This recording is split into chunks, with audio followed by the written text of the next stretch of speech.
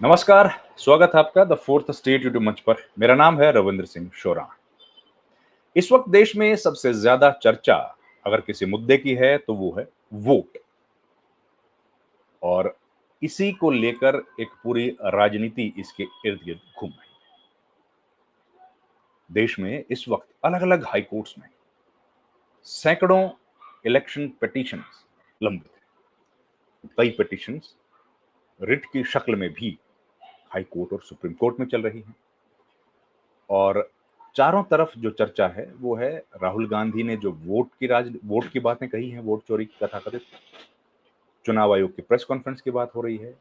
और अलग अलग पिटिशनर्स जो हैं या अलग अलग जो चुनाव लड़े थे उम्मीदवार नेता, वो अपनी बातें बता रहे हैं कि उनको किस तरीके से इलेक्शन कमीशन ने कथित तौर पर चुनाव में धांधली करके हरा दिया। कई लोग चुनाव की इन्हीं कथित धांधलियों के खिलाफ हाई कोर्ट्स भी गए हैं। और उन्हीं में से एक पिटीशन हाई कोर्ट में आज सुनवाई के लिए आई।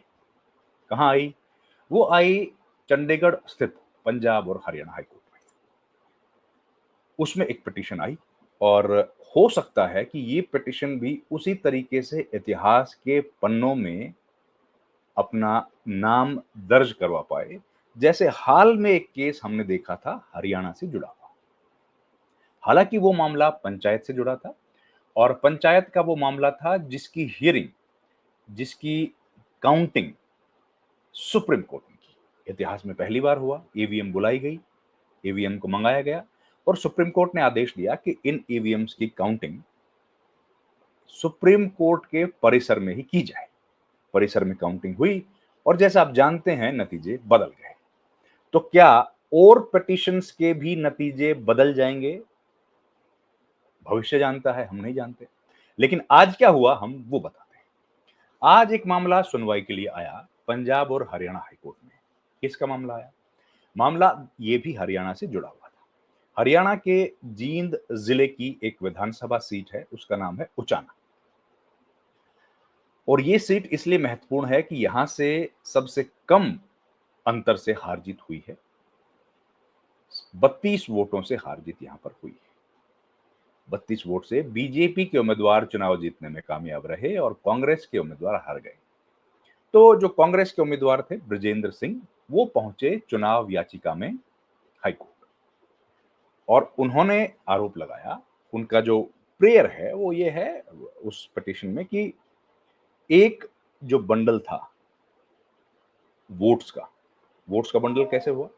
वोट्स का बंडल मतलब जो बैलेट पेपर्स थे वो एक लिफाफे में थे और उस पर लगा हुआ था स्कैनर। स्कैन और स्कैन किए जाते थे और उसके बाद वो खोला जाता। लेकिन जब स्कैन करने के लिए अधिकारियों ने उस बंडल को उठाया और उस पर स्कैन करने की कोशिश की तो स्कैन नहीं हुआ। क्यों नहीं हुआ नहीं पता।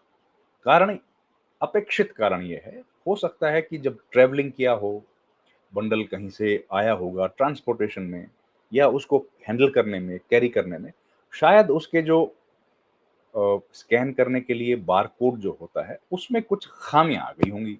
इस वजह से शायद वो स्कैन नहीं हुआ। खैर, इस परिस्थिति के लिए भी चुनाव आयोग ने तैयारी की है और एक पूरा डिटेल्ड गाइडलाइंस लिखी हैं कि अगर इस तरह की गड़बड़ हो तो आप कैसे उसको दोबारा से किन के सामने खोल सकते हैं। स्कैन नहीं होगा तो खोलने की प्रक्रिया है। लेकिन शायद चुनाव आयोग के जो अधिकारी थे उन्होंने इस पर गौर नहीं किया और उस बंडल को इनवैलिड वोट्स में डाल दिया। अब आज उस पर हुई हियरिंग। तो हियरिंग में जो विजेता पक्ष हैं, जो चुनाव जीत गए थे, देवेंद्र अत्री बीजेपी के जो विधायक बने हैं, उनकी तरफ से एक जवाब दाखिल किया गया। उन्होंने जवाब में कहा कि ये बात सही है कि उस बंडल की काउंटिंग नहीं हुई। ये बात सही है। लेकिन उनका ये कहना भी था साथ में, ये उन्होंने एक्सेप्ट किया कि इसकी काउंटिंग नहीं हुई है, लेकिन उन्होंने कहा कि इसका कोई असर पड़ेगा नहीं। हियरिंग, इस बात का काउंटिंग पर असर नहीं पड़ेगा। ये एक लाइन होती है, हर जो भी वकील है वो जानते ही हैं। तो उन्होंने कहा इसका कोई असर नहीं पड़ेगा, लेकिन हाँ, ये बात उन्होंने एक्सेप्ट कर ली। अब क्या हुआ? अब जो जज इस मामले को सुन रहे हैं, जस्टिस अनूप चित्कारा उनका नाम है। पंजाब और हरियाणा हाई कोर्ट के वो जज हैं। उन्होंने कहा कि ये महत्वपूर्ण मामला है और हम लोग इस मामले की चाहते हैं कि डे टू डे हियरिंग करें। मतलब क्या है? मतलब रोज हियरिंग करें, मंडे से फ्राइडे, ऐसा नहीं है। इसका मतलब है जितना जल्दी हो, एज़ सून एज़ पॉसिबल हम लोग इसकी हियरिंग करें और जल्दी इस मामले को निपटाएं। अब जो आरपी एक्ट है, रिप्रेजेंटेशन ऑफ पीपल्स एक्ट है, उसमें ये लिखा हुआ है कि अगर इस तरह की इलेक्शन पिटीशन आए तो उसको जल्दी से जल्दी 6 महीने में निपटाया जाए और जरूरत पड़े तो रोज हियरिंग करें। ये उसमें लिखा ही है, कोई ऐसा नई नई बात है ऐसा नहीं है। और इन जो जज हैं या कोर्ट ने भी ये बात पहले भी कही है इस मामले में। लेकिन अब क्या हुआ, आज 19 तारीख को इस बात पर हियरिंग हुई और 26 अगस्त अगली तारीख दे दी गई। मतलब अगर इतनी जल्दी-जल्दी भी कोर्ट में तारीखें मिलेंगी, तो उसको डेली हियरिंग या डे टू डे हियरिंग के तौर पर ही देखा जाता है। वो क्यों? क्योंकि आप जानते हैं हाई कोर्ट्स जो देश के हैं, उनमें लाखों केस, देश के हाई कोर्ट्स में, अलग-अलग हाई कोर्ट्स में लाखों केसेस लंबित हैं। करोड़ों केसेस लंबित हैं निचली अदालतों में, जिला स्तर की जो अदालतें होती हैं, और हजारों केस लंबित हैं सुप्रीम कोर्ट। ऐसे में अगर आप 1 सप्ताह में एक बार अगर किसी मामले की हियरिंग करेंगे, तो ज़ाहिर है वो प्रायोरिटी है और जल्द उस पर आप फैसला करना चाहते हैं और उसको डे टू डे हियरिंग की तरह ही कंसिडर किया जाता है। एक बात। दूसरी बात इसमें क्या हुई? दूसरी बात, कोर्ट ने ये भी कहा कि टॉप प्रायोरिटी इस मामले को रखा जाए। मतलब क्या है? वैसे तो सारे प्रायोरिटी के मामले हैं। मतलब ये है कि इस मामले को जब भी अगली हियरिंग हो, यानी कि 26 अगस्त को जब हियरिंग पर ये मामला आएगा, तो इस मामले को पहले नंबर पर दर्ज करें। मतलब सबसे पहले इस मामले पर सुनवाई हो और उसके बाद कई बार क्या होता है, अगर केस लिस्टेड है और वो पीछे के नंबर्स में है या अगर वो 10-15 नंबर के बाद है या 20-30 के बाद है, तो कई बार ऐसा होता है कि कोर्ट उसकी हियरिंग नहीं कर पाते क्योंकि सबसे पहले आप जानते हैं फ्रेश जो एप्लीकेशंस होती हैं उनको सुना जाता है। उसके बाद जो पुराने मैटर्स नोटिस के बाद के होते हैं उनको सुना जाता है। तो ऐसा होता है कि कई बार मामला आता है हियरिंग, डेट तो है उसकी, लेकिन हियरिंग नहीं हो पाती है क्योंकि कोर्ट ओवरबर्डन है काम की वजह से और जो भी उनका टाइम निर्धारित है कोर्ट्स का, उसमें वो हियरिंग नहीं कर पाते हैं, तो इसलिए वो टल जाता है। तो कोर्ट ने कहा कि पहला इसी मामला को रखा जाए, नंबर 1। तो लेकिन एक बात तो तय है कि जिस तरह से माहौल इस देश में इस वक़्त चुनाव आयोग का बना हुआ है, ऐसे में जब इस मामले पर हियरिंग होगी और इस पर फैसला आएगा, तो वो ऐतिहासिक होगा, ज़ाहिर है। क्योंकि इसमें ये स्पष्ट होगा कि चुनाव आयोग से जुड़े जो अधिकारी थे, उन्होंने ठीक तरीके से काम नहीं किया और उस बंडल को या उस लिफाफे को जिस तरह से ट्रीट करना चाहिए था, वैसा करने में वो कामयाब नहीं रहे और इसी वजह से चुनाव का नतीजा बदल गया। और यही हमने देखा कि जो पंचायत का चुनाव था, जिसमें सुप्रीम कोर्ट ने भी जो बात कही है मोहित मलिक का, उसमें क्या था?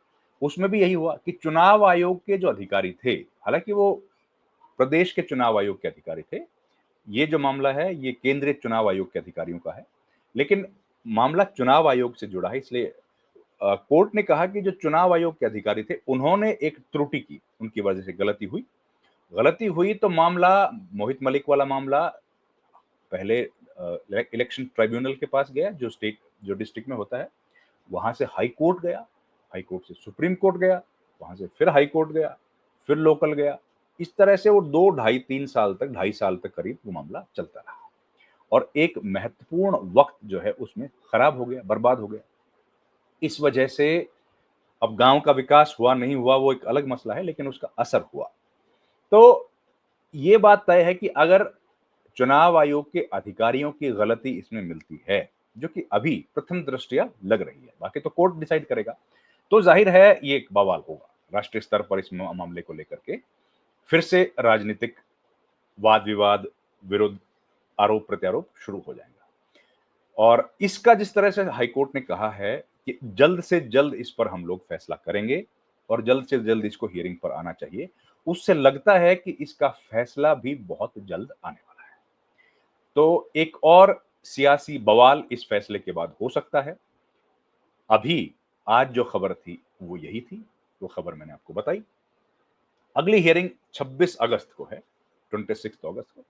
उस हियरिंग पर क्या होगा वो हम लोग देखेंगे, जानेंगे। तब तक आपसे गुजारिश है हमारे चैनल को लाइक, शेयर और सब्सक्राइब जरूर कीजिए। आपका बहुत-बहुत धन्यवाद। Thank you very much.